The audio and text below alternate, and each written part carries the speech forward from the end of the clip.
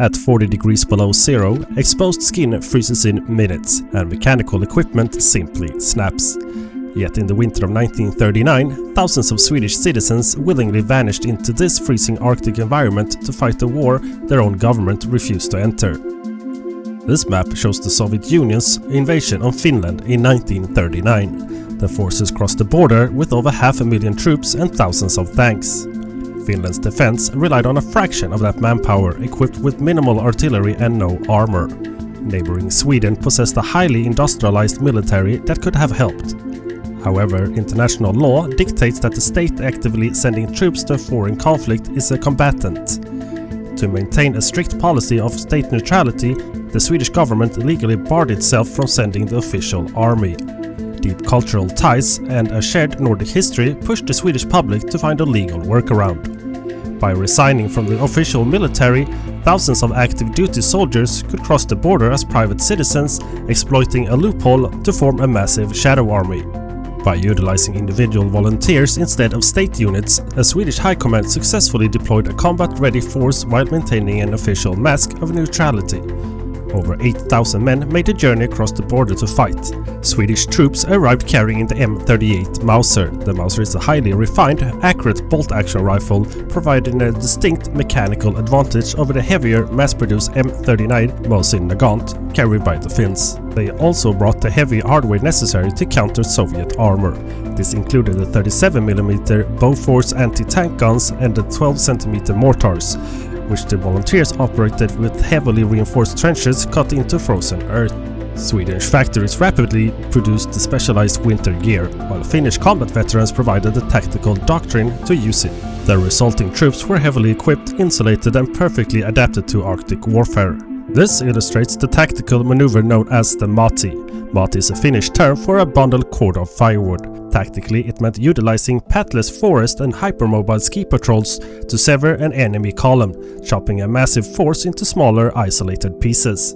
Once cut off from their supply lines and trapped on the narrow logging roads, the isolated forces were exposed to the freezing temperatures and the systematic raids from the tree line. While offensive patrols relied on speed, defense was entirely static.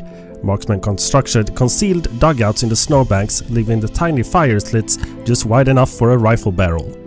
This architectural trick swallowed the bright muzzle flash before it could be spotted by the enemy. Swedish and Finnish doctrine required these snipers to work in pairs. While one soldier fired from the camouflaged position, a second soldier operated binoculars to estimate the distance to the target and confirm hits. The invading army possessed an immense advantage in the armor and sheer manpower. By utilizing ski troops for encirclement and static snipers for attrition, the defenders turned the deep snow and dense forest into a lethal hazard that stalled the advance entirely. Up in the air, the F-19 flying regiments faced severe mechanical challenges. In negative 40-degree winter, engine oil froze solid overnight, forcing the ground crews to heat the aircraft motors with open blowtorches just to start them.